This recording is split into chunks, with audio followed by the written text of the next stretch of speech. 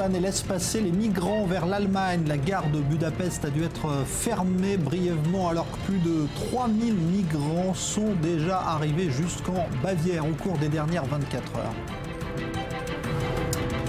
3 morts, le bilan des violences d'hier devant le Parlement de Kiev s'est encore alourdi aujourd'hui. Il s'agit de policiers qui ont été visés hier par des militants nationalistes ukrainiens. Une opération d'arrestation dégénère en affrontement violent à Jenin en Cisjordanie. Israël ciblait 2 responsables locaux du Hamas et du djihad soupçonnés de préparer des attentats.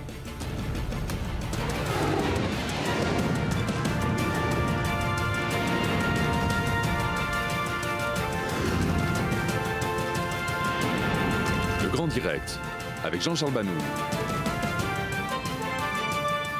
Bonsoir. Gare centrale fermée à Budapest. Record de migrants accueillis en moins d'une journée. En Bavière, en Allemagne, les migrants transitent donc par milliers à travers l'Europe pour gagner l'Allemagne qui semble bien être pour l'instant leur destination favorite. L'Europe, elle, continue de faire face à cette vague massive. Julia Ganancia. D'un côté, un migrant syrien. De l'autre, un policier hongrois. Le face-à-face ne dure que quelques secondes, mais la tension est palpable. L'évacuation de la principale gare de Budapest intervient alors que quelques 500 migrants essayent, dans le chaos, de monter à bord du dernier train qui devait partir pour l'Allemagne.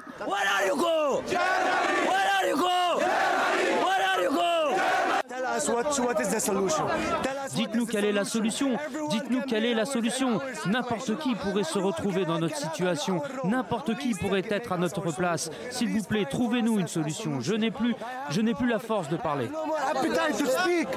La veille, les autorités hongroises avaient fini par autoriser les candidats à l'exil à quitter la gare. Conséquence, l'Allemagne a accueilli 2200 demandeurs d'asile entre lundi matin et mardi matin en Bavière. La semaine dernière, Berlin a assoupli les conditions d'octroi du statut de réfugié aux Syriens fuyant leur pays. Nous essayons de fournir un accueil humanitaire et humain aux réfugiés. La police et les pompiers s'assurent de la distribution d'eau et de nourriture. Nous essayons aussi d'organiser des moyens de transport pour eux et cela fonctionne. Plusieurs responsables occidentaux ont récemment critiqué les pays de l'Est, membres de l'Union européenne, pour leur peu d'empressement à participer à l'accueil de migrants. En pointe sur le dossier de la crise ces derniers temps, Angela Merkel a appelé une nouvelle fois à la mise en place de quotas d'accueil par pays européen pour les migrants qui arrivent en Europe, une idée rejetée par de nombreux États. L'Allemagne s'attend à recevoir 800 000 demandes d'asile cette année, 4 fois plus qu'en 2014.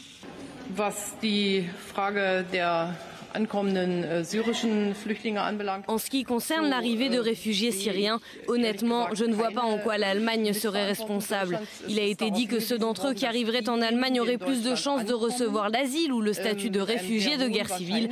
Étant donné la situation en Syrie, ça ne devrait pas être une surprise et il devrait en être de même dans les autres pays de l'Union européenne. Il est évident que nous respectons les lois en vigueur, en dépit du fait que nous voyons tous les jours que les lois en vigueur ne sont pas respectées. Le continent européen connaît son plus grand mouvement migratoire depuis la Deuxième Guerre mondiale, avec l'afflux de populations fuyant la guerre, les persécutions et la pauvreté au Moyen-Orient et en Afrique. Mais les 28 membres de l'Union européenne restent divisés face à l'escalade de la crise. La prochaine réunion d'urgence aura lieu le 14 septembre.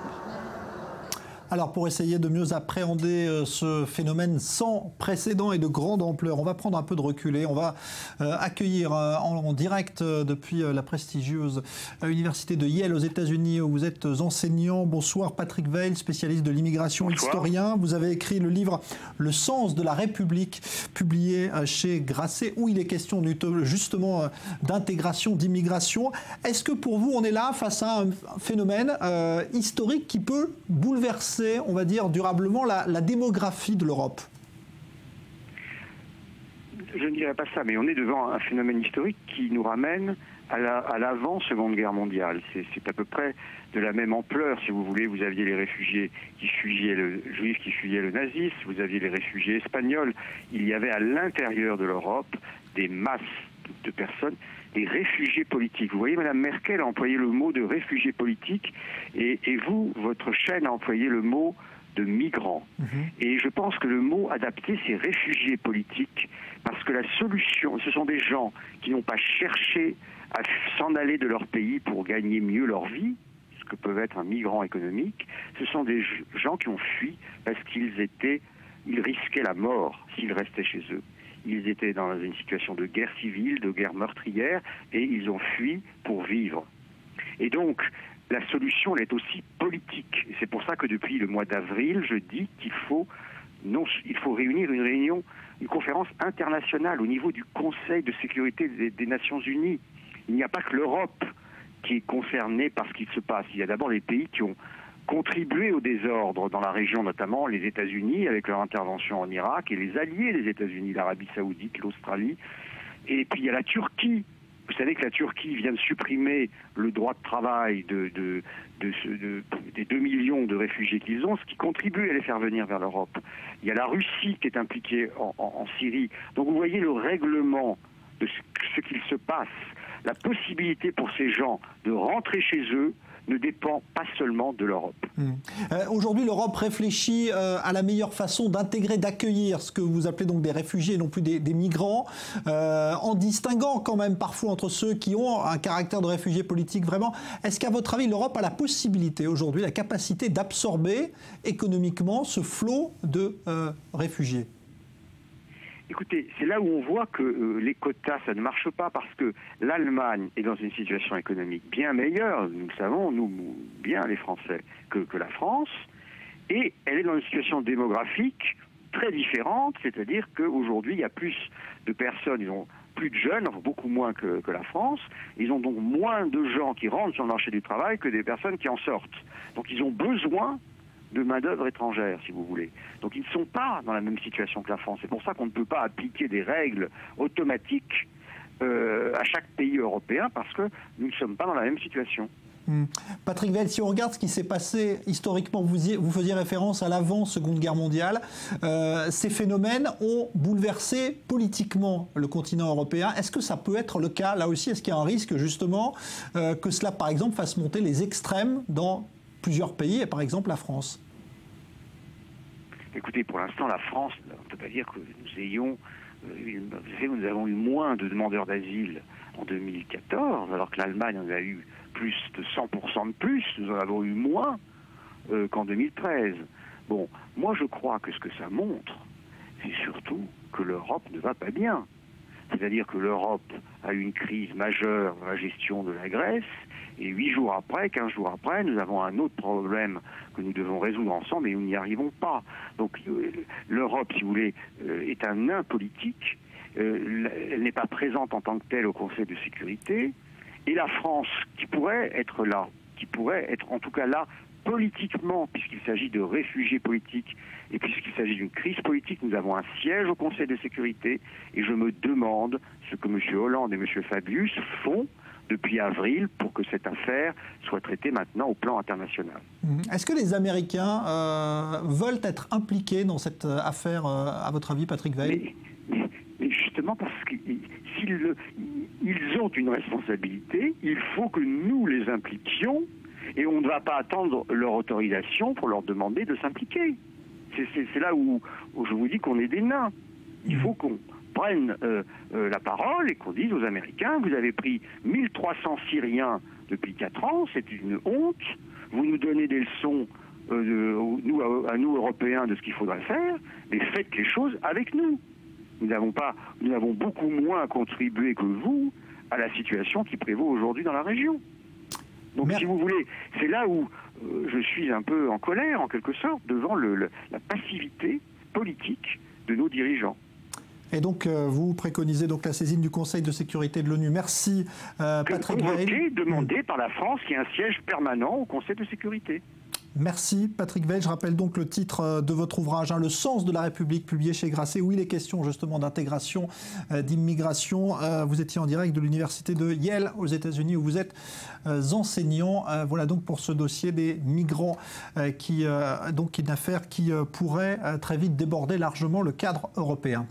Une opération d'arrestation en Cisjordanie qui vire à l'émeute. Cela se passe à Jenin en Cisjordanie, donc, où des responsables locaux du Hamas et du djihad islamique étaient ciblés par la police et l'armée israélienne la nuit dernière.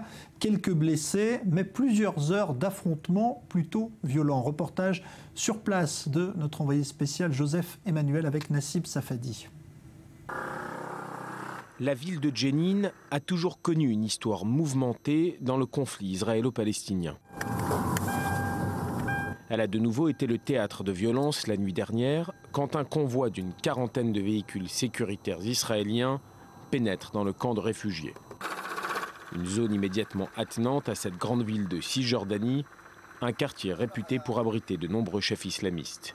Nous sommes en plein cœur du camp de réfugiés de Jenin, juste à côté de la ville de Jenin. Il y a quelques heures s'est déroulée une grosse opération de l'armée israélienne, des forces de police israéliennes, pour arrêter des radicaux du Hamas et du mouvement djihad islamique. Il est encore possible de voir les lumières des forces de l'ordre israéliennes juste derrière moi.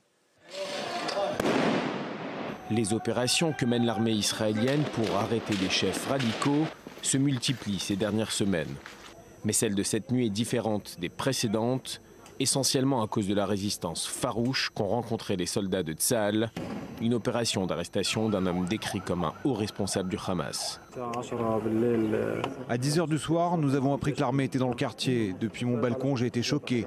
Ils étaient venus nombreux. J'ai vu un soldat dans la cour de la maison. Il m'a vu et a soulevé son arme. Je lui ai demandé de la baisser parce qu'il y avait des enfants autour de moi. Mais il a tiré en l'air et m'a dit de rentrer, ce que j'ai fait. Au même moment, la foule lance des pierres et des cocktails Molotov sur les hommes de l'unité israélienne. Le Croissant Rouge fait part de 5 Palestiniens blessés par des balles en caoutchouc. De son côté, Israël rapporte un soldat touché par un tir ami. Mais un autre élément rend cette opération particulière, la décision de démolir la maison de ce haut responsable du Hamas, Madji Abu El-Aïja. Après avoir évacué la maison, les bulldozers entrent en action. Des explosifs seront même utilisés. Au petit matin, la foule grossit, mais le calme est revenu. Ils sont près d'une centaine, de tous les âges, à se rassembler sur les décombres de la maison. 4 membres de la famille du responsable islamiste ont été interrogés puis libérés. Abu El-Aïja est toujours en garde à vue. Nous appelons le monde à venir voir la souffrance du peuple palestinien. Cette destruction est sans importance en soi. La maison sera reconstruite. C'est un petit prix à payer pour le bien de la Palestine. La démolition de maisons d'islamistes impliqués dans des actes de terrorisme n'est pas une nouvelle tactique pour le gouvernement israélien. Une méthode de dissuasion jugée par beaucoup contre-productive. Israël n'a pas encore donné les raisons précises de cette destruction, mais a annoncé que plusieurs tentatives d'arrestation d'Abu El-Aïja avaient échoué dans le passé. Et à venir dans une quinzaine de minutes, de nouveaux éléments sur les 2 Palestiniens, les 2 dirigeants locaux donc, du Hamas et du Djihad qui étaient ciblés avec nos experts qui interviendront en plateau. L'Ukraine à présent, 3 morts et une centaine de blessés. Le bilan des affrontements violents d'hier devant le Parlement de Kiev s'est alourdi aujourd'hui. Ce sont des policiers qui sont les victimes de militants nationalistes ukrainiens. Et pourtant, au même moment, dans l'est de l'Ukraine, le cessez-le-feu n'a pas volé en éclats après ces violences, comme on pouvait le redouter. Chloé Demoulin. Le bilan s'alourdit à Kiev. Un 3e policier a succombé à ses blessures ce mardi. Plus de 100 personnes sont toujours hospitalisées suite aux émeutes sanglantes et surtout à l'explosion d'une grenade lundi devant le Parlement. Face à la gravité des faits, les autorités ukrainiennes sont sur le pont. Devant le Parlement ou au chevet des victimes, Petro Poroshenko s'est rendu sur le terrain en personne. Pour le président ukrainien, c'est la fermeté qui s'impose. Nous avons déjà trouvé les responsables. 18 bandits ont été arrêtés et ils seront reconnus coupables de leurs actes. J'y veillerai personnellement. Une cinquantaine de témoins ont été interrogés et plusieurs personnes mises en examen, dont le chef d'un parti nationaliste soupçonné d'avoir lancé la grenade devant le Parlement. Au cœur de ces violences, l'adoption d'un projet de loi destiné à accorder plus d'autonomie à l'Est séparatiste. Une mesure encore justifiée ce mardi par le président Poroshenko. Nous voulons montrer au monde entier et à l'ensemble de la coalition pro-ukrainienne que l'Ukraine est responsable et respecte toutes les obligations imposées par l'accord signé en février à Minsk. A l'inverse, la Russie ne fait rien. Voilà pourquoi le constat sera absolument clair pour le monde entier. Avec cette mesure, les Européens espèrent apaiser le conflit armé qui fait rage depuis des mois avec les rebelles séparatistes. Fait marquant, au moment où le torchon brûle à Kiev autour de cette loi, le calme semble plutôt régner dans l'est du pays. Alors on l'a dit, un calme en tout cas ce soir dans l'est de l'Ukraine où les combats pourtant sont habituellement très sporadiques, mais on va essayer eh bien, de comprendre ce qui est en train de se passer. Emmanuel Navon, bonsoir. Bonsoir. Professeur de relations internationales à l'université de Tel Aviv. Alors est-ce qu'à votre avis ce qui a été voté au Parlement hier et qui a suscité donc tant de violence à Kiev est un pas vers une partition effective de l'Ukraine? Je pense qu'on se dirige vers une partition de facto, dans la mesure où cela fait déjà de nombreux mois qu'il y a des sanctions occidentales contre la Russie. La Russie ne plie pas. C'est vrai que ces sanctions ont un certain effet, mais elle ne plie pas et elle ne va pas plier. On le sait depuis le début, il n'y aura pas de confrontation militaire. En ce qui concerne la livraison d'armes qui est proposée par, en particulier, les républicains aux États-Unis, mais par également certains dirigeants européens, la Russie peut répondre de la même en fournissant des armes également. Donc il y a une situation qui est bloquée. Dans les faits, on a déjà vu la façon dont l'Occident a réagi à l'annexion de la Crimée. On voit difficilement l'Occident être plus ferme dans l'annexion rampante de l'Est de l'Ukraine. Et lorsque Vladimir Poutine voit la façon dont l'Occident a réagi à ces annexions rampantes au Caucase et ailleurs, on a toute raison de penser qu'un statu quo semble effectivement s'établir autour d'une partition de facto. Alors on a vu hier la réaction donc très violente de ces militants nationalistes ukrainiens. Il faut en vouloir à l'Europe. Pour eux, d'après eux aujourd'hui, en tout cas c'est l'Europe qui est responsable, qui est en train de lâcher l'Ukraine, ou en tout cas l'Est de l'Ukraine. C'est votre sentiment, c'est l'Europe qui est aujourd'hui accusée de faiblesse là-dessus? Encore une fois, que peut faire l'Europe de plus? Des sanctions économiques plus sévères? Une menace militaire. Encore une fois, quand on accuse l'Europe sur ce dossier, il faut bien comprendre ce que l'on attend de l'Europe et ce que l'on peut réalistiquement attendre de l'Europe. Il est possible que l'Europe ait perdu une occasion historique. Il est possible qu'en 2006, lorsqu'il y avait eu des discussions au sein de l'OTAN pour savoir s'il fallait oui ou non accepter l'Ukraine au sein de l'Union de l'OTAN, et à l'époque l'administration Bush elle-même avait accepté la requête de Vladimir Poutine de rejeter la candidature de l'Ukraine. Même chose en ce qui concerne l'adhésion potentielle ou éventuelle dans le passé de l'Ukraine à l'Union européenne. Et on se souvient comment le précédent avait joué en fait la Russie contre l'Union européenne pour aller au plus offrant. Il est possible que l'Occident, l'OTAN et l'Union européenne aient raté une occasion historique dans le passé. Mais aujourd'hui, on voit difficilement comment l'Europe, pas seulement l'Europe, mais également les États-Unis, pourrait faire plus pour les Ukrainiens sans risquer une confrontation militaire avec la Russie. Alors aujourd'hui, il y a un dossier qui est en train peut-être de prendre le pas sur les préoccupations aussi européennes vers l'Ukraine. C'est celui des migrants. Ça aussi, ça peut jouer et permettre peut-être une partition en douce de ce pays? Ça peut jouer dans la mesure où ces migrations massives remettent en cause, ou risquent de remettre en cause, les accords de Schengen. Et d'ailleurs, Angela Merkel l'a dit ouvertement. Si les frontières restent complètement ouvertes au sein de l'espace Schengen et que certains pays comme l'Ukraine se décomposent et que cela crée des phénomènes de migration massive qui viennent du Proche-Orient, d'Afrique du Nord, mais qui peuvent également venir d'Europe de l'Est. Je pense que cela ne fera que refroidir encore plus la volonté des Européens d'intégrer un pays comme l'Ukraine au sein de l'Union européenne. Donc je pense que oui, ces phénomènes migratoires risquent de dissuader encore plus les pays européens de faire un geste ou un pas vers l'Ukraine pour l'intégrer plus à l'Europe. Merci Emmanuel Navon, professeur donc de relations internationales à l'université de Tel Aviv. La Thaïlande à présent est dans une enquête qui reste toujours aussi opaque. Arrestation d'un deuxième suspect qualifié de majeur dans l'enquête sur l'attentat de Bangkok. Il s'agit d'un ressortissant étranger et c'est lui, vous vous en souvenez sûrement, qui apparaissait sur les fameuses images de vidéosurveillance juste avant l'explosion du 17 août. Léa Berdugo. Ces photos ont été diffusées mardi par la police thaïlandaise. Elles montrent un suspect interpellé par les autorités, le visage en partie dissimulé par une casquette et des lunettes de soleil. Cet étranger aurait été arrêté à la frontière avec le Cambodge. Il est qualifié de suspect de premier plan par la police. Il pourrait être le poseur de bombes. L'homme serait un élément essentiel du réseau responsable de l'attaque.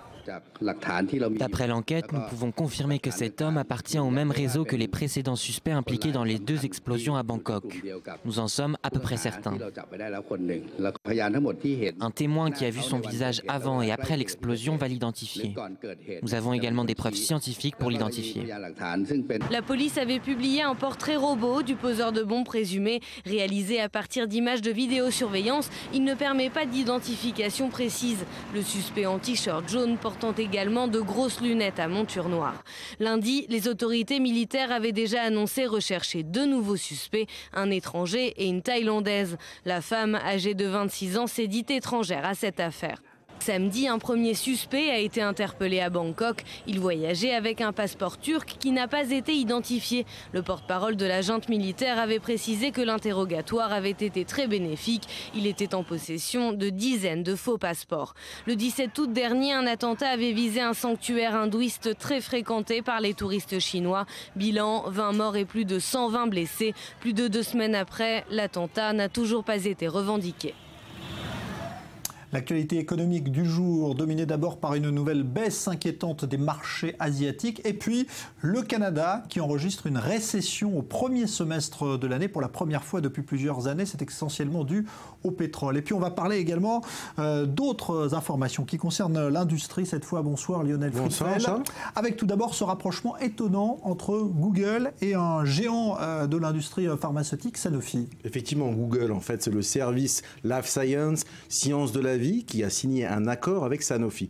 Pourquoi? Parce qu'ils vont lutter contre le diabète. Et pourquoi? Parce que Google est le géant de l'Internet, il sait collecter les données, il a accès aux smartphones, il a accès aux données en temps réel. Et donc Sanofi va apporter véritablement sa valeur ajoutée sur le matériel médical, mais aussi sur toute la connaissance du diabète. Donc ces sociétés vont s'associer pour combattre le diabète. Le diabète, c'est quand même près de 350 millions de personnes au monde, selon l'Organisation mondiale de la santé. Et en fait, c'est pas surprenant. Google est en train de se diversifier dans toutes les technologies, dans l'innovation. On l'a vu récemment dans les voitures électriques autonomes. On l'a vu également, ils vont fournir de l'Internet à haut débit. Et aujourd'hui, ils rentrent véritablement dans le médical. Alors, on parlait de la Chine à un instant et de ses marchés financiers tourmentés. Pourtant, les Chinois continuent d'avaler à peu près tout ce qui passe comme entreprise. Et en France, dans le tourisme encore aujourd'hui, après le Club Med. Alors, effectivement, ils continuent de faire leur emplette. Après le Club Med, on s'en souvient, qui avait été racheté par le groupe Fosun. Là, c'est un groupe qui s'appelle HNA, en fait, qui est propriétaire d'une compagnie notamment aérienne, de Hainan Airlines, d'ailleurs, qui va ouvrir une ligne entre Pékin et Tel Aviv au mois de septembre, qui a racheté, ou qui veut racheter Fram, qui est un des plus gros voyagistes français. Et véritablement, les Chinois sont en train de mettre la main prise, notamment sur le secteur touristique, qui est assez fort en France. La Fram qui était très présent notamment en Afrique du Nord et qui souffrait justement des risques liés au terrorisme. Oui, et tout à fait. Donc les Chinois vont maintenant distribuer tous ces voyages, justement, à cette classe moyenne chinoise qui va envahir le monde. Merci Lionel Friedfeld, donc analyste financier. Une affaire qui suscite une nouvelle fois l'émoi et l'horreur en Inde. Dans un petit village reculé, le Conseil des habitants a condamné 2 sœurs à être violées pour les punir d'un crime commis par leurs frères. Amnesty International essaie de mobiliser l'opinion à l'étranger sur cette affaire. Océane Nicole. C'est Amnesty International qui a porté l'affaire sous les projecteurs des médias. Un scénario choquant. Dans le nord de l'Inde, 2 sœurs âgées de 23 et 15 ans ont été condamnées par le conseil de leur village à être violées et exposées nues en public, leur visage peint en noir. Leur délit, leur frère s'est enfui avec une femme mariée appartenant à une caste supérieure. Un crime impardonnable selon le conseil appelé Panchaya, qui a décidé du châtiment, un conseil exclusivement masculin et dont aucun membre n'est élu. Le conseil Panchaya n'a fait état d'aucun châtiment, mais puisque la question implique 2 côtés, les mesures de sécurité ont été prises pour empêcher tout incident. Le Premier ministre a donné l'ordre de fournir une sécurité pour la famille. Amnesty a lancé une pétition qui a recueilli plusieurs milliers de signatures. L'ONG demande également l'ouverture d'une enquête pour que les faits soient éclaircis. Le jugement de ces sœurs secoue l'opinion internationale. Les problèmes d'honneur liés aux castes sont récurrents en Inde. Les 2 sœurs condamnées se sont enfuies de leur village pour tenter d'échapper à la sentence. L'une d'elles a saisi la Cour suprême pour demander la protection de sa famille par les autorités indiennes. Ils nous ont menacés en disant qu'ils réclameront honneur pour honneur. Ce qui a été infligé à notre femme sera fait à la vôtre. Puisque vous avez 2 filles dans votre maison, nous allons violer vos 2 filles aussi. Bien que les conseils de village n'aient aucune valeur juridique, ils conservent cependant une influence importante dans l'Inde rurale. Ce genre d'événement est loin d'être le seul dans le pays. Il y a presque 2 ans, une étudiante de 23 ans avait été violée dans un bus de Delhi par plusieurs hommes. Battue, elle avait succombé à ses blessures 13 jours plus tard. Ce crime avait suscité une émotion mondiale et déclenché des manifestations massives dans tout le pays. Et à propos de violences sexuelles faites aux femmes, ne pas manquer tout à l'heure, dans une quarantaine de minutes maintenant, le reportage exclusif réalisé par notre envoyé spécial dans le Kurdistan irakien, Maël Benoliel, qui est parti sur les traces de celui qu'on appelle le Schindler juif, une organisation montée par un homme d'affaires canadien qui rachète les esclaves sexuels yazidis récupérés par l'organisation État islamique. Extrait. J'ai été mariée de force à l'un d'entre eux. Avec les 2 autres, j'étais leur esclave sexuelle. Pendant que j'étais violée, mes enfants, eux, se faisaient frapper. Une association qui a pour but de libérer les femmes et les enfants yézidis et chrétiens d'Irak, otages de Daesh et vendus comme esclaves dans la région, donne l'argent nécessaire à sa famille. Le CYCI a été fondé par Steve Maman, un Canadien d'origine marocaine surnommé pour son action en Irak, le Schindler juif.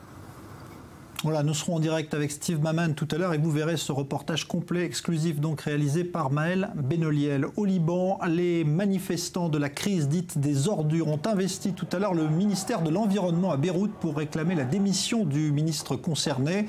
Les forces de police sont intervenues ce soir pour les déloger de force avec des blessés, avec notamment des scènes assez violentes donc enregistrées lors de l'évacuation de ce ministère. Contestation politique au Liban qui ne faiblit pas depuis des mois. Je suis ici pour demander la démission du gouvernement d'un ministre qui a négligé ses responsabilités. Car nous ne pouvons plus supporter la crise des ordures ici au Liban. Il y a des désastres environnementaux tous les jours. Il doit assumer sa part de responsabilité, mais puisqu'il ne le peut pas, qu'il démissionne pour donner à quelqu'un d'autre sa chance de résoudre la crise. Nous sommes ici, nous avons repris le ministère des mains des gens corrompus qui l'occupaient et nous ne partirons pas tant que le ministre n'aura pas donné sa démission. Il n'a pas réussi à trouver de solution pour la crise des ordures qui dure depuis déjà 2 mois et demi et maintenant il nous appelle pour négocier.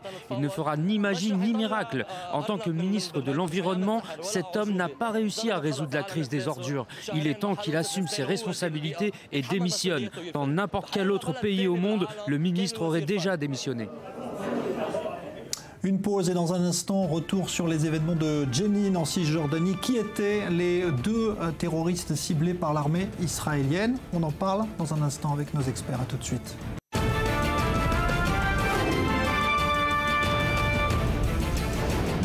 La Hongrie ouvre les vannes et laisse passer les migrants vers l'Allemagne. La gare de Budapest a dû être fermée brièvement alors que plus de 3000 migrants sont arrivés en Bavière au cours des dernières 24 heures.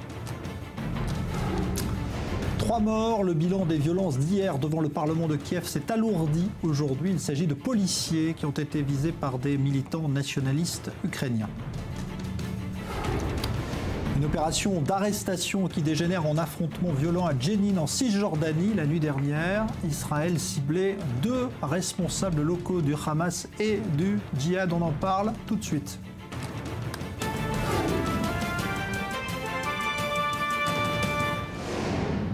Et donc, ces affrontements de la nuit dernière à Jenin, qui étaient les 2 chefs locaux ciblés par cette opération conjointe de la police et de l'armée israélienne? Explication de Maxime Pérez et on en parle juste après. L'armée israélienne voulait marquer le coup. Lundi soir à Jenin, elle a réduit à un amas de ruines les maisons des 2 chefs islamistes que ses soldats étaient venus arrêter. Sibassem Saadi, numéro 1 du djihad islamique en Cisjordanie, a échappé aux forces de sécurité israéliennes. Plusieurs membres de la famille Alidja ont été arrêtés. Il s'agit d'un clan proche du Hamas. Jamal Abou Alidja est actuellement emprisonné en Israël. Il avait été condamné pour son implication dans au moins 6 attentats, dont celui de la pizzeria Sbarro à Jérusalem, 15 morts en pleine seconde intifada.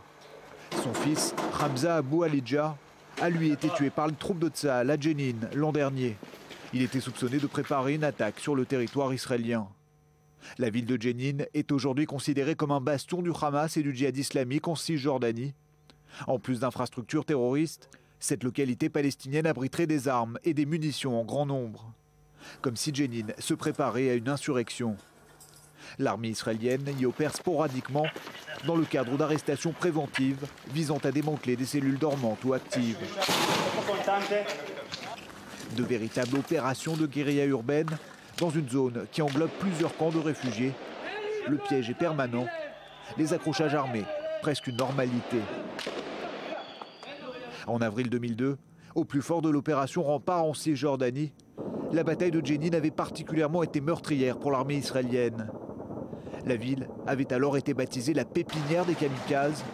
En 8 jours de combat, 23 soldats israéliens y avaient trouvé la mort et une soixantaine d'autres avaient été blessés. Alors on va en parler avec Maxime Pérez. Tout d'abord, bonsoir, on vient de voir votre sujet, expert pour les questions sécuritaires sur i24 News. Raphaël Jérusalemi est avec nous, bonsoir. Vous êtes ancien officier dans le renseignement militaire de l'armée israélienne. Maxime, ce qu'il faut expliquer d'abord, parce que cette opération était quand même assez importante, pourquoi est-ce que Tsahal a procédé à la destruction de ces maisons alors qu'il s'agissait au départ d'arrestations programmées ?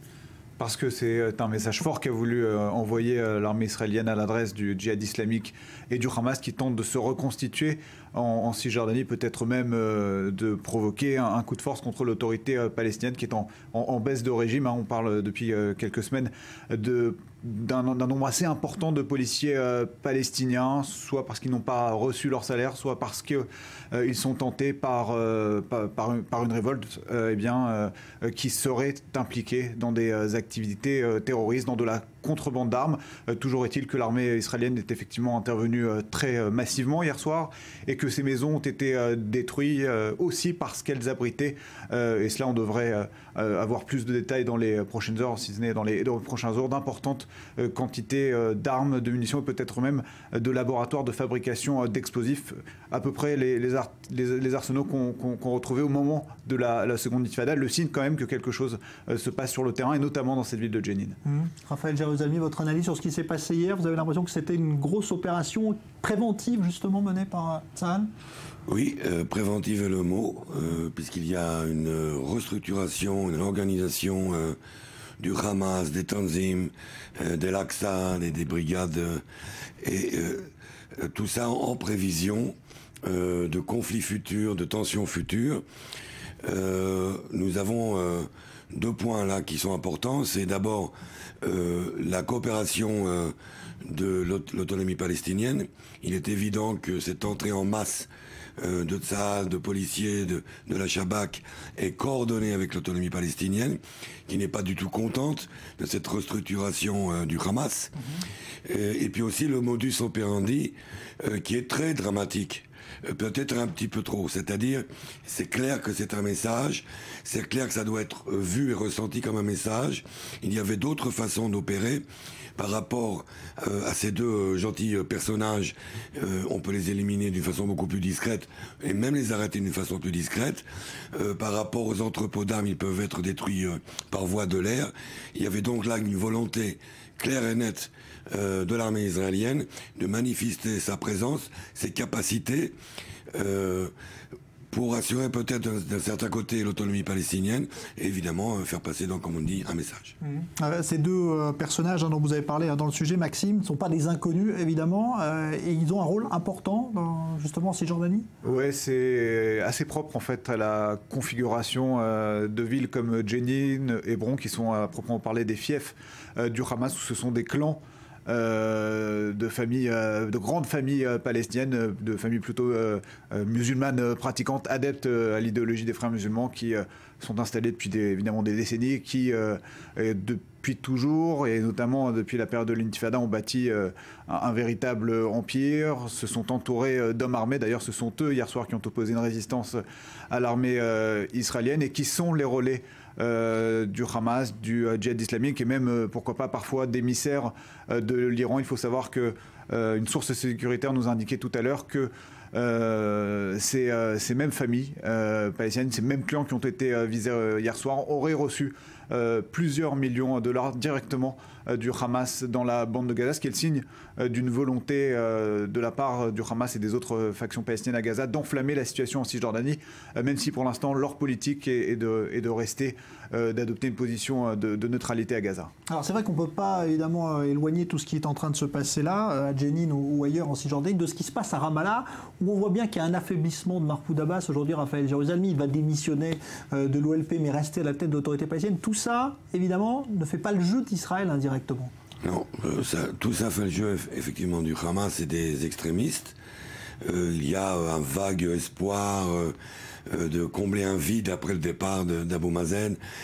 Saïb Arikat, personne ne le considère comme un grand chef, il n'a pas le charisme, la puissance d'Abou Mazen, il n'y a pas de remplaçant véritablement fort, donc il y a beaucoup de gens qui commencent à rêver de prendre le pouvoir à Ramallah, de contrôler l'autonomie palestinienne, de profiter de la situation.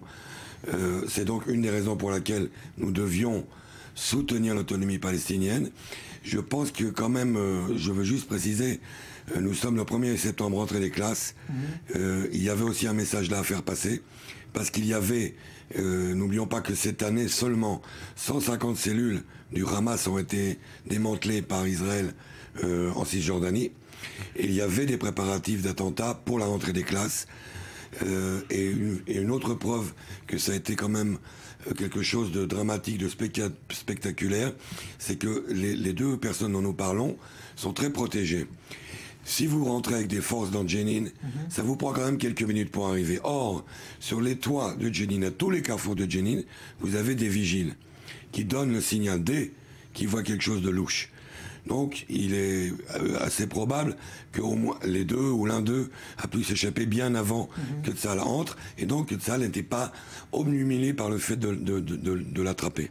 Ouais. D'ailleurs, cette opération a provoqué une petite tension entre le Hamas et le djihad islamique, parce qu'on a appris que Bassem Saadi, qui était donc ce chef du djihad islamique en Cisjordanie, qui a échappé aux forces de sécurité israéliennes, est parti donc avant. Il a été alerté, mais il n'a pas prévenu le Hamas, et notamment ses membres de la famille Al-Hidji, qui eux ont été tous interpellés. Il y en a déjà une bonne partie qui sont en prison, mais en tout cas ça a provoqué des tensions en Cisjordanie, et ça atteste aussi d'une rivalité interne, et c'est peut-être aussi cette bataille pour le contrôle de la Cisjordanie qui va jouer aussi entre le Hamas et le djihad islamique. Alors tout ça nous ramène également à ce qui se passe à Gaza. Aujourd'hui, il y a eu une tentative de tir de roquettes ce matin très tôt, qui n'était peut-être pas liée d'ailleurs à ce qui s'est passé à Jenin. C'est le Hamas ou pas qui a tiré, à votre avis? Non, certainement pas le Hamas, le djihad islamique non plus, même si il a le feu vert du Hamas pour agir. C'est un groupe salafiste, une fois de plus, qui revendique ces deux tirs qui ne sont d'ailleurs qui n'ont pas atteint le territoire israélien, et ça prouve qu'il y a un risque énorme. En ce moment, il y a une corrélation qui est faite systématiquement par les factions palestiniennes à Gaza dès qu'il se passe quelque chose en Cisjordanie. Le problème, c'est que ces opérations comme celle qu'on a vue hier soir à Jenin, elles sont quotidienne quasiment, qu'il y a un risque d'embrasement à chaque fois, en tout cas d'escarmouches et de morts côté palestinien. Hier soir, si le chef du djihad islamique en Cisjordanie avait été tué, on aurait pu craindre des tirs assez importants contre le territoire israélien venant de Gaza. Donc on voit à quel point tout ça est très fragile, même si à côté on continue de parler de trêve avec le Hamas sur une période de longue durée, que Tony Blair d'ailleurs était encore là, s'est encore rendu au Caire hier pour négocier ce cessez-le-feu, peut-être de 3 à 5 ans, qui se précise. Alors justement, on parle de cette trêve, Raphaël Jérusalemi, mais en même temps on apprend, et c'est l'armée israélienne qui le dit, celle qui s'occupe justement du lien avec la bande de Gaza, que le Hamas a visé hier des entrepôts de matériaux de construction qui sont acheminés dans Gaza, et qu'il a confisqué beaucoup de bois notamment, qui sont destinés à être mis dans ces fameux tunnels que le Hamas reconstruit. Ça paraît quand même paradoxal de dire qu'il y a une trêve qui se dessine avec un ennemi qui construit encore des tunnels. Oui, c'est vraiment le paradoxe auquel nous sommes habitués. Les Israéliens ferment les yeux. Je le dis depuis le début, depuis Bordure Protectrice, c'est une grave erreur. C'est soutenir un régime qui montre tous les jours à quel point il est dictatorial, tyrannique, gangstériste. C'est-à-dire, c'est desservir les habitants de Gaza. Je crois qu'on a causé plus de tort en soutenant le Hamas de cette manière qu'en détruisant les maisons durant l'opération Bordure Protectrice. Pourquoi? Parce qu'on laisse agir. C'est évident. Alors le Hamas fait ce qu'il veut. N'oublions pas que de toute façon, lorsqu'il ne prend pas le matériel, il le taxe. Le matériel qui est acheminé sur Gaza rapporte des millions de dollars au Hamas parce que toutes les personnes qui achètent du ciment, du bois, doivent payer une dîme moyenâgeuse sur tout cela au Hamas. Et donc Israël se rend complice de ce gangstérisme, de cette dictature. À mon avis, c'est une décision politique complètement absurde. Ouais, quand on observe tout cela, effectivement. Alors, deux informations encore à retenir. Aujourd'hui, ça concerne toujours le domaine sécuritaire. D'abord, cet Israélien de 21 ans, qui est un Israélien juif, qui a été intercepté en Turquie alors qu'il avait projeté de rejoindre l'État islamique. C'est sa famille qui avait donné l'alerte et c'est la Turquie qui a coopéré avec Israël pour le ramener. On précise qu'il souffrirait de troubles psychologiques, ce qui expliquerait donc sa décision de se rendre en Syrie. Et puis, il y a le Koweït qui accuse aujourd'hui l'Iran d'avoir fomenté un complot visant à renverser son régime. 26 personnes en lien avec Téhéran et le Hezbollah qui ont été arrêtées dans l'Émirat avec des armes, des explosifs saisis. Ça, Maxime Pérez, ça tend à montrer à quel point l'Iran agit en sous-main dans tout le Moyen-Orient. Oui, c'est quelque chose qui est en place depuis quelques années, qui s'est peut-être même accentué ces derniers temps avec la crise au Yémen, avec évidemment la guerre en Syrie, peut-être le Sud-Liban en sous-main avec cette révolte contre le pouvoir dont on dit qu'elle sert aussi le Hezbollah. On a parlé de ces jeunes qui arriveraient de la banlieue sud de Beyrouth, du quartier de Darrié, qui seraient payés $50 par l'organisation chiite pour venir tout simplement en découdre avec les forces de l'ordre. Donc oui, il y a aussi à côté de ça une entreprise que beaucoup qualifient évidemment de terroriste à juste titre, avec ces cellules qui sont activées un peu partout autour de l'Iran. C'est la stratégie de la périphérie des Iraniens qui consiste à déstabiliser tous les pays sur lesquels ils ont des aspirations ou qui tout simplement leur posent problème dans leur doctrine d'expansion qui est liée à la révolution islamique. Voilà, le Koweït qui a qualifié l'Iran d'ennemi majeur dans la région, c'était il y a quelques jours, c'est pas passé inaperçu. Oui, surtout le Koweït, il a toujours été très embêté d'être si près de ces gros monstres que sont l'Iran, l'Irak, l'Arabie Saoudite. C'est un pays qui, en gros, cherche la tranquillité, veut passer inaperçu si on ne voit pas. Qui a payé pour voir ce que c'était, d'avoir des voisins. Bon, mais malheureusement, il est effectivement aussi une proie facile. Eh ben voilà ce qu'on peut dire. Merci en tout cas Raphaël Jérusalemi, merci Maxime Pérez. En lien direct justement avec les événements terroristes enregistrés en Cisjordanie et à Jérusalem-Est, l'application israélienne mondialement connue, il s'agit de Waze, a choisi d'apporter une modification importante à son fameux GPS. Désormais, les itinéraires proposés évitent de passer dans des zones sensibles de Cisjordanie. Comment? Explication avec ce reportage de Mathias Inbar. Nous sommes sur le mont Scopus, derrière moi la vieille ville de Jérusalem, et nous avons décidé de nous rendre vers la promenade d'Armona Native, un vol d'oiseau à 2,6 km. Voyons donc si l'application Waze fait une différence entre les routes sous contrôle israélien et les routes sous contrôle palestinien. On s'y rend.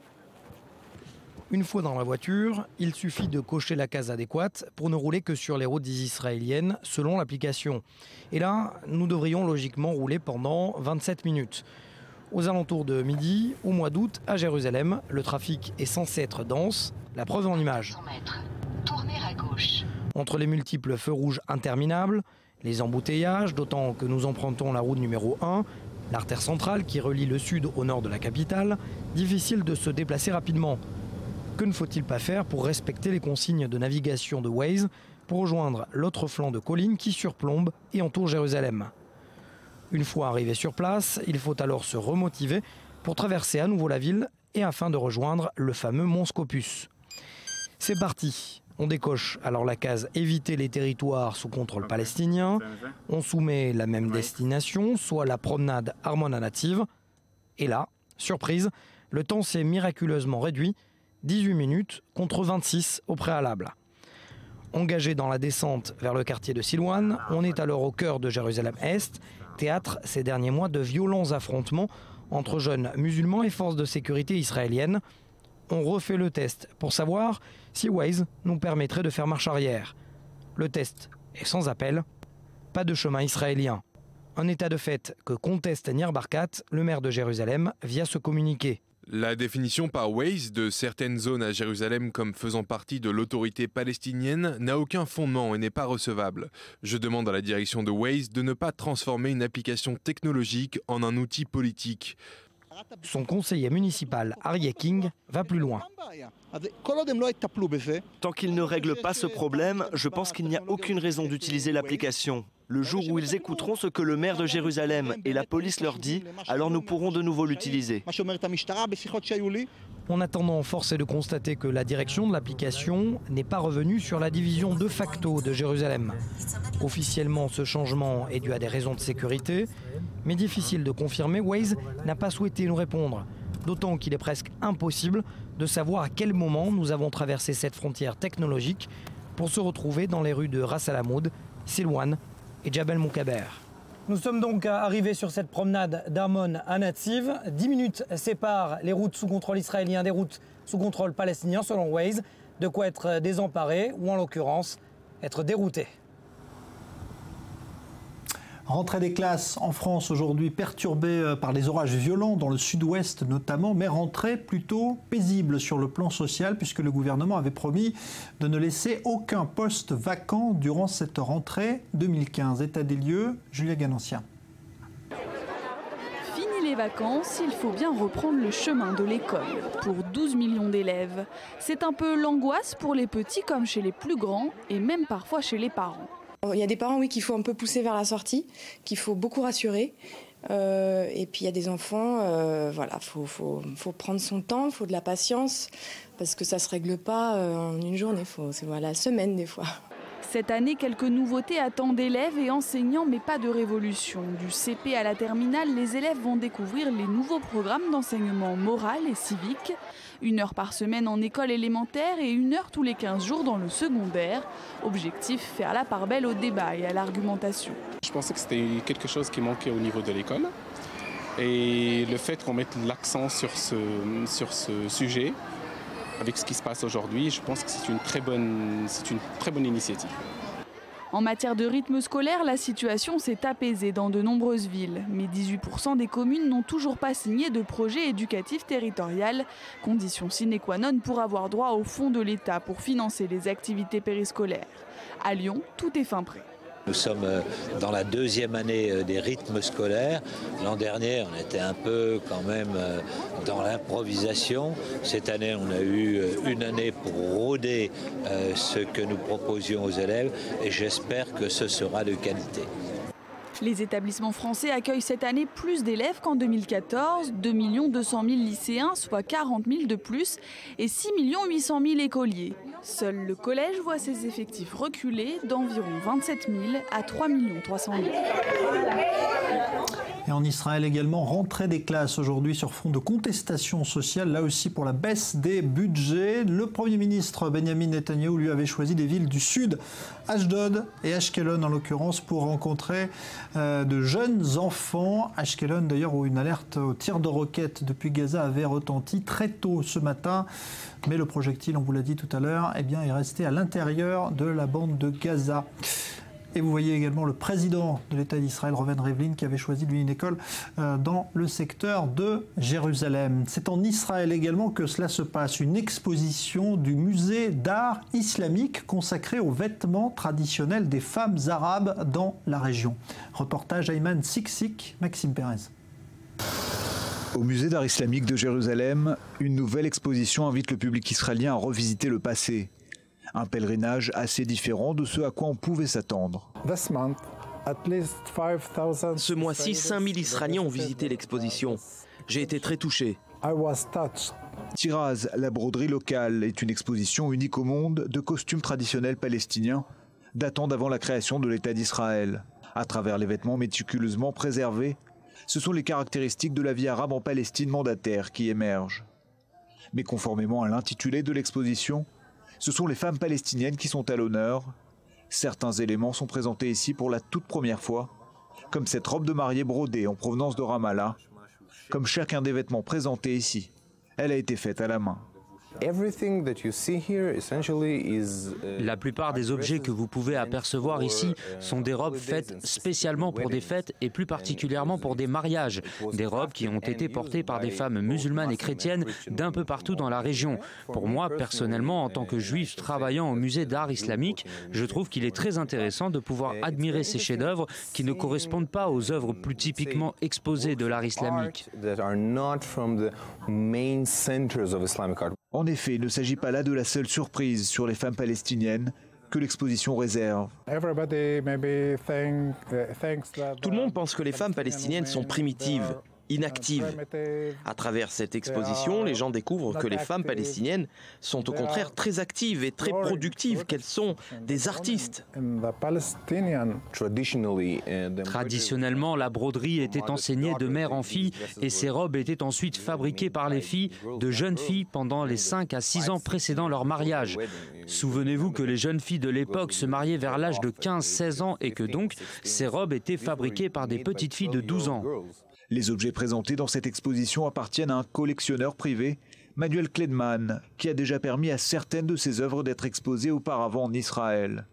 Mais dans un pays où la culture est de plus en plus politisée, quelle est la place d'une exposition sur l'héritage palestinien ?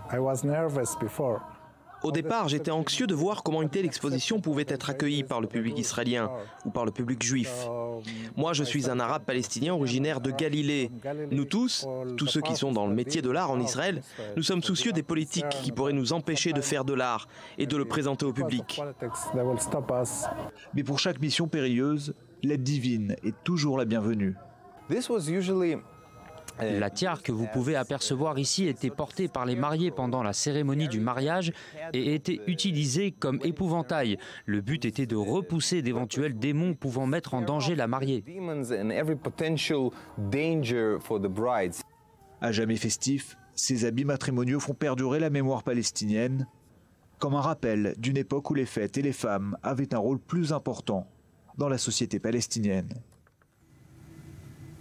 À quelques semaines de la date fatidique pour un accord mondial sur le réchauffement climatique, la fameuse COP21 qui aura lieu à Paris avant la fin de l'année, eh bien Barack Obama a choisi de frapper très fort. Il s'est rendu dans l'un des États symboles de la protection de l'environnement, l'Alaska. Anthony Lesme. Barack Obama n'a pas eu de mots assez forts pour décrire l'urgence de la situation. Dans un discours prononcé au nord de l'Alaska lundi soir, le président américain s'alarmait des bouleversements liés au changement climatique. Si rien n'est fait pour diminuer les émissions de CO2, la planète pourrait se réchauffer entre 7 et 12 degrés d'ici la fin du siècle. Il presse les nations à prendre les décisions qui s'imposent à seulement quelques mois du sommet du climat à Paris. Nous n'avançons pas assez vite. Je suis venu ici aujourd'hui en tant que leader de la plus grande économie du monde et le second plus grand émetteur pour dire que nous, les États-Unis, reconnaissons que c'est notre rôle en tant que créateurs de ce problème et nous acceptons notre responsabilité pour aider à le résoudre. Le réchauffement climatique touche en premier lieu l'Arctique. La fonte des glaces provoque la montée des eaux et la migration de certaines villes ou villages. Barack Obama ira à la rencontre de ces Américains du bout du monde, des images destinées à frapper les consciences sur l'avenir de la planète. Pensez à ça. Si un pays menaçait de détruire une ville américaine, on ferait tout ce qui est en notre pouvoir pour protéger les nôtres.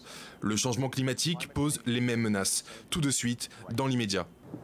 Les écologistes dénoncent un double langage. Si d'un côté Obama milite pour plus d'écologie, il a autorisé le pétrolier Shell à forer dans les mers du Nord. Une décision prise selon lui par son prédécesseur George Bush Jr., mais dénoncée par Greenpeace. L'organisation avait alors essayé d'empêcher la sortie de la plateforme du port de Seattle. On n'a déjà pas réussi à nettoyer le pétrole dans le golfe du Mexique. Comment voulez-vous qu'on y arrive dans l'océan Arctique? Il n'y a pas de pire endroit pour un accident. Les conditions climatiques et la difficulté des voies navigables mettent en danger toute exploitation. Reste que l'Arctique est l'objet de toutes les convoitises. La fonte des glaces offre la cruelle opportunité d'exploiter davantage de ressources. La zone abriterait 30% des ressources mondiales non découvertes de gaz et 13% des ressources en pétrole. Une martingale, revendiquée notamment par la Russie, les États-Unis et la Chine. De nouvelles routes maritimes sont elles aussi dégagées, multipliant les opportunités de commerce. Vous avez non seulement les emplois ici dans le secteur maritime, et que ça vous plaise ou non, le développement de notre économie tout entière dépend encore des énergies fossiles. À moins de 100 jours du sommet de Paris, les chancelleries s'agitent pour un rendez-vous avec l'histoire. En 2009, c'était l'échec de Copenhague. Depuis, la situation a nettement empiré. 2014 fut l'année la plus chaude jamais recensée. Ne manquez pas dans une dizaine de minutes maintenant le reportage exclusif réalisé par notre envoyé spécial dans le Kurdistan irakien. Il est parti à la rencontre de cette organisation montée par celui que l'on appelle le Schindler juif, un homme d'affaires canadien, Steve Maman, qui monnaie le retour à la liberté de femmes et d'enfants yazidis qui ont été emmenés comme otages par l'État islamique, notamment en Irak. Un extrait tout de suite de ce reportage. J'ai été mariée de force à l'un d'entre eux. Avec les deux autres, j'étais leur esclave sexuelle. Pendant que j'étais violée, mes enfants, eux, se faisaient frapper. Une association qui a pour but de libérer les femmes et les enfants yézidis et chrétiens d'Irak, otages de Daesh et vendus comme esclaves dans la région, donne l'argent nécessaire à sa famille. Le CYCI a été fondé par Steve Maman, un Canadien d'origine marocaine surnommé pour son action en Irak, le Schindler juif. Voilà, rendez-vous dans une dizaine de minutes. Donc, nous serons en ligne avec Steve Maman depuis le Canada. Et puis Maëlle Benoliel viendra nous présenter donc, ce reportage exclusif réalisé dans le Kurdistan irakien avec pour la première fois donc, le témoignage de ces femmes et enfants qui ont été enlevés, maltraités par les hommes de l'État islamique. On se retrouve juste après un nouveau point complet sur l'actualité. C'est dans un instant avec Sarah Gaudron. À tout à l'heure.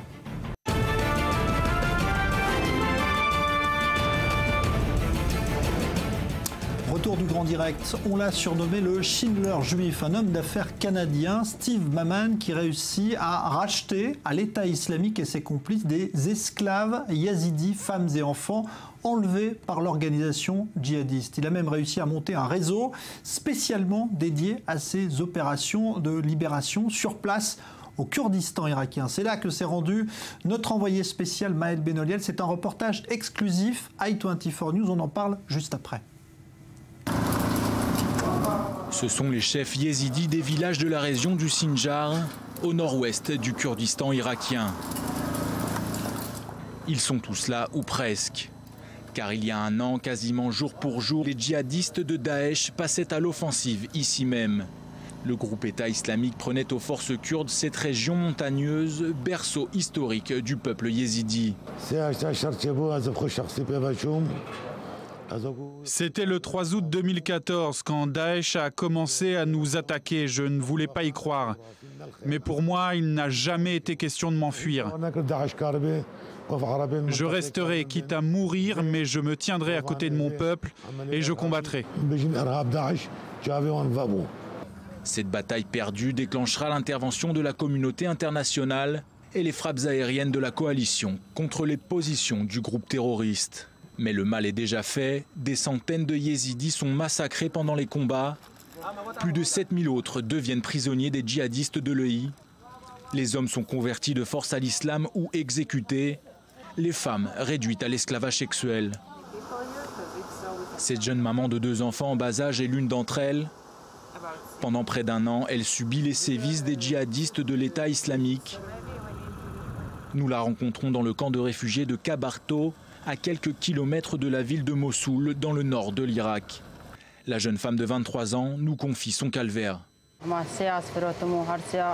En tout, j'ai été vendue à 3 hommes différents pendant cette période. J'ai été mariée de force à l'un d'entre eux. Avec les 2 autres, j'étais leur esclave sexuelle. Pendant que j'étais violée, mes enfants, eux, se faisaient frapper. Après, je suis tombée malade. Alors, ils ont décidé de me revendre à ma famille. Et c'est de cette façon que son cauchemar prend fin. Une association qui a pour but de libérer les femmes et les enfants yézidis et chrétiens d'Irak, otages de Daesh et vendus comme esclaves dans la région, donne l'argent nécessaire à sa famille. Le CYCI a été fondé par Steve Maman, un Canadien d'origine marocaine surnommé pour son action en Irak, le Schindler juif.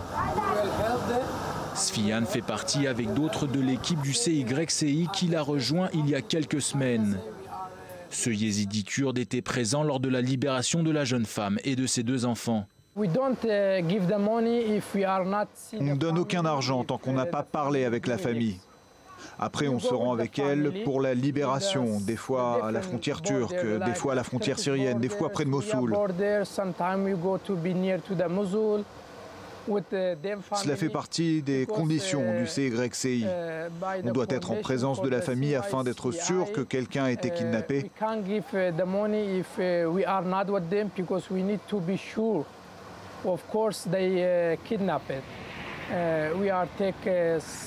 Et on filme la réception, ce qui constitue la preuve du kidnapping.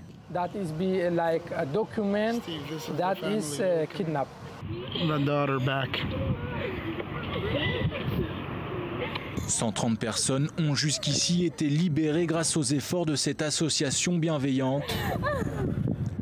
Un chiffre qui malgré tout n'échappe pas à la critique. Car pour certains, cette organisation serait illégitime et participerait malgré elle au financement du terrorisme dans la région. Mais pour toutes ces femmes et ces enfants rachetés à Daesh, la liberté n'a pas de prix. Voilà donc pour ce reportage exclusif dans une zone où il est particulièrement périlleux de se rendre, vous l'avez compris. On sera dans un instant en direct avec Steve Maman au Canada. Maël Benoliel, bonsoir. Bonsoir Jean-Charles. C'est vous qui revenez donc tout juste d'ailleurs de ce Kurdistan irakien. Alors d'abord, question précise concernant ces femmes et ces enfants yazidis que vous avez rencontrés. Vous avez ressenti ce drame, ce terrible drame qu'ont vécu ces enfants et ces femmes? Oui, écoutez, je dois reconnaître que ça a été une des séquences les plus difficiles à réaliser de ma vie, avoir en face de soi quelqu'un qui a été esclave sexuel de Daesh pendant près d'1 an.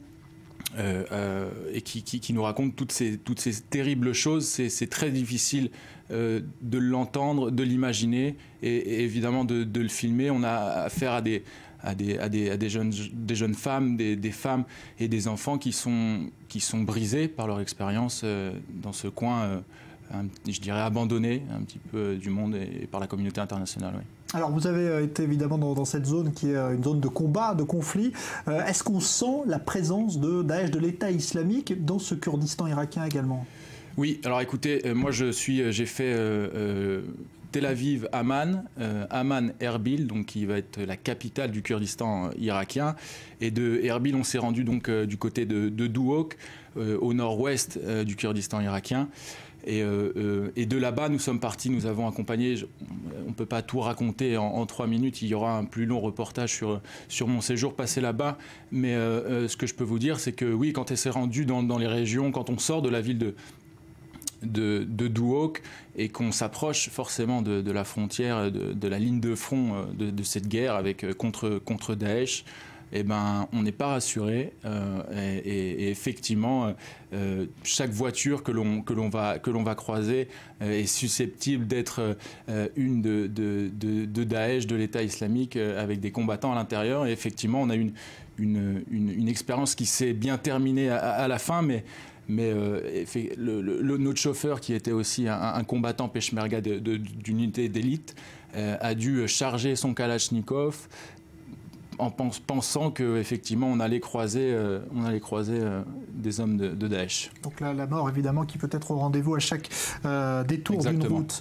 Merci Maël Benoliel, vous restez avec nous parce qu'on est justement maintenant en lien avec le Canada, avec Montréal, où vit Steve Maman, qui est donc cet homme d'affaires qui a mis en place ce réseau. Bonsoir, bonjour d'ailleurs Steve Maman, puisqu'il y a un décalage horaire forcément avec le Canada. Vous avez donc fondé cette association. Qu'est-ce qui vous a inspiré, qu'est-ce qui vous a amené à vous préoccuper du sort de ces femmes et de ces enfants yazidis depuis le Canada? Merci. Je vais vous dire que à la base, c'est l'Holocauste. L'Holocauste, ce qu'a vécu le peuple juif dans l'Holocauste de 39 à 45, où le monde entier savait ce que le peuple juif était en train de vivre, et malgré ça a pris 6 ans avant que le monde réagisse. Ça a coûté 6 millions de vies qui sont passées à travers les camps, à travers des exécutions, et ça a été finalement le génocide le pire de l'histoire humaine. Donc je me suis dit, voilà notre génocide qui est en train de se créer aujourd'hui. J'ai potentiellement entre les mains la chance avec le prêtre Canon Andrew White de faire une différence en utilisant sa structure qu'il avait sur le terrain. Et à travers cela, on a réalisé qu'on serait capable de faire une différence, d'aider les gens qui étaient retenus à l'intérieur du califat. Alors ce qui fait qu'on vous a surnommé le Schindler juif, c'est que c'est un peu le même procédé. Schindler achetait les juifs aux nazis, vous achetez, vraiment c'est le mot, ces femmes et ces enfants à l'État islamique? Non, non, pas du tout. D'abord, Oscar Schindler, lui, n'a rien à voir à faire avec Steve Maman. Oscar Schindler, c'est un autre niveau, c'est une autre planète au niveau mérite. Donc je vais vous dire, je n'apprécie pas beaucoup quand on utilise mon nom en relation au sien. Ça ne se compare pas. C'est un héros, il a été nommé au niveau des righteous of this world. Je ne suis pas là.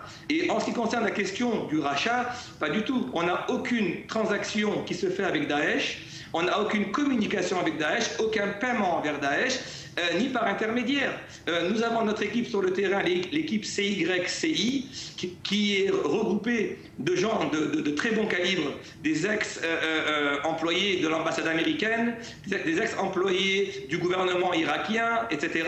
Et eux ont pris contact avec leurs contreparties à l'intérieur finalement de Mossoul, et à travers des négociations, ils sont capables d'aller et faire relâcher ces enfants-là. Quand je dis qu'on paye de 2 à 3 000 $ pour les relâches de ces enfants, c'est pour les frais qui sont encourus du côté de notre équipe à nous, pour les sécurités, les voitures qui sont par balles, etc. Mais de l'autre côté aussi pour l'équipe qui travaille à l'intérieur du califat. Eux aussi ont des besoins de sécurité, donc voilà. Donc vous dites aujourd'hui que vous ne payez rien à l'État islamique parce qu'on vous a accusé finalement de financer indirectement l'organisation État islamique en payant finalement pour les vies de ces femmes et de ces enfants. Vous nous dites que vous ne payez pas d'argent. Non, il n'y a aucun argent qui est payé de chez nous ou de chez nos agents vers l'État islamique, pas du tout. Il y a beaucoup d'accusations aujourd'hui dans certains médias en tout cas qui vous visent directement, vous accusant de vous mettre en avant. Est-ce que vous avez l'impression justement que vous auriez mieux fait de rester dans l'ombre finalement et de ne pas faire connaître votre action? Est-ce que ça vous cause du préjudice aujourd'hui? Je vais vous dire, d'abord à la base, si je n'avais pas rendu l'événement un événement public, je n'aurais jamais pu ramasser les fonds qu'on a ramassés jusqu'à date. J'avais fait cette mission depuis 8 mois tout seul avec mon épouse où on s'était dit qu'on allait aider des chrétiens et des yazidis, et on a fait sortir des chrétiens qu'on a emmenés de l'Irak vers Ankara et qui seront réacheminés vers le Canada si Dieu veut. Et ensuite, on a aussi travaillé avec des relâches d'enfants à travers les équipes qu'on a sur le terrain avec le prêtre Canon Andrew White et ses contacts à lui et ses équipes. Maintenant, faut savoir une chose, c'est que aujourd'hui, si on n'agit pas, il n'y a personne qui est en train d'agir. Donc, les critiques, pour l'instant, eux, sont spectateurs à ce qui se passe sur le terrain, tandis que moi, je suis en train d'agir. Je suis très confortable au niveau légal, parce que les dossiers ont été étudiés par des gens qui sont capables de le faire, et au niveau de la légalité de ce qu'on est en train de faire, croyez-moi, je me tiens à l'aise. Par contre, sur le terrain, on a trouvé une opposition farouche par des groupes qui ont, eux, aujourd'hui, publié une lettre qui n'est pas supportée. Ce document que vous faites référence, cette opposition-là, c'est une lettre qui a été émise par une personne des États-Unis qui n'a aucun contact, aucune relation quelconque avec le gouvernement du Kurdistan. Je vais même vous dire que le ministre Nouri, qui travaille dans les bureaux du président du Kurdistan avec qui j'ai parlé cet après-midi, m'a confirmé de ne pas répondre et d'envoyer aucune réponse aux gens de cette liste qu'il a déjà en main. Il veut que ce soit donné directement au président, au Premier ministre de l'Irak. Ils disent que les gens sur cette liste n'ont aucun pouvoir de demander une telle chose. Donc vous pourrez contacter vous-même le ministre Nouri. J'ai ses coordonnées, voilà. Steve Maman, combien de personnes vous avez sorties des griffes de l'État islamique? Est-ce que vous avez un chiffre aujourd'hui? Oui, on est rendu à 130 jusqu'à présent, et si tout se passe bien, on aura 8 personnes demain, qui sont le résiduel d'une famille dans laquelle on a sorti les deux petits-enfants jeudi dernier. Voilà. Est-ce qu'il n'y a pas de limite finalement à votre action aujourd'hui, parce que vous vous êtes fixé un chiffre Il y a énormément de femmes et d'enfants qui sont dans cette situation, malheureusement aujourd'hui, c'est peut-être même difficile à chiffrer. Vous avez fixé une limite ? Regardez, non. Ça veut dire, oui, j'ai fixé une limite. J'ai un rêve. Mon rêve, c'est 613, qui correspond aux 613 bonnes actions de la Torah. C'est symbolique pour moi, ça me donne un but. Ça me donne un but à gravir.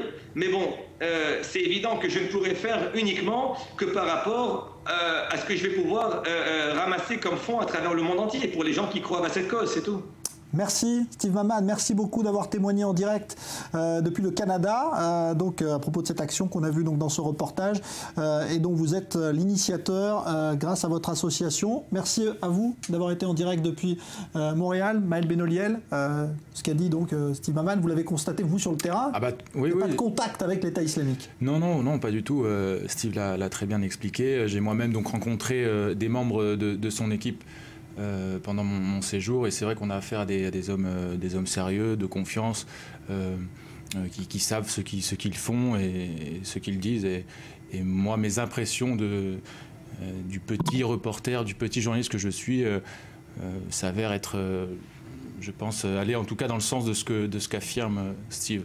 J'ai pu constater de mes propres yeux ça au Kurdistan. Et vous avez vu en plus ces femmes et ces enfants sortis de l'enfer qu'a représenté l'État islamique. Merci Maël Benoliel. On va voir un reportage, vous le disiez tout à l'heure, on va dire très long, une version très longue de votre reportage dans ce Kurdistan irakien, 16 minutes dans l'émission reportage de Stéphane Calvo, très bientôt. Il va falloir juste me laisser quelques jours pour le préparer par contre celui-là. Voilà, mais on verra donc l'intégralité avec d'autres témoignages exclusifs que vous avez recueillis sur place à l'occasion donc de ce reportage dans le Kurdistan irakien sur les traces donc de ce Steve Maman et de son organisation qui permet donc à des femmes et à des enfants yazidis de recouvrer la liberté après avoir été donc pris en otage par les djihadistes de l'État islamique. Merci à vous Maël Benoliel, bravo donc pour ce reportage parce que c'est une zone où évidemment très peu se risquent aujourd'hui en raison de la présence de Daesh et eh bien on verra donc ce reportage dans l'émission reportage de lundi prochain. Merci à vous. Dans un instant, eh bien, un nouveau point complet sur l'actualité. Ce sera avec Sarah Gaudron. Bonne soirée.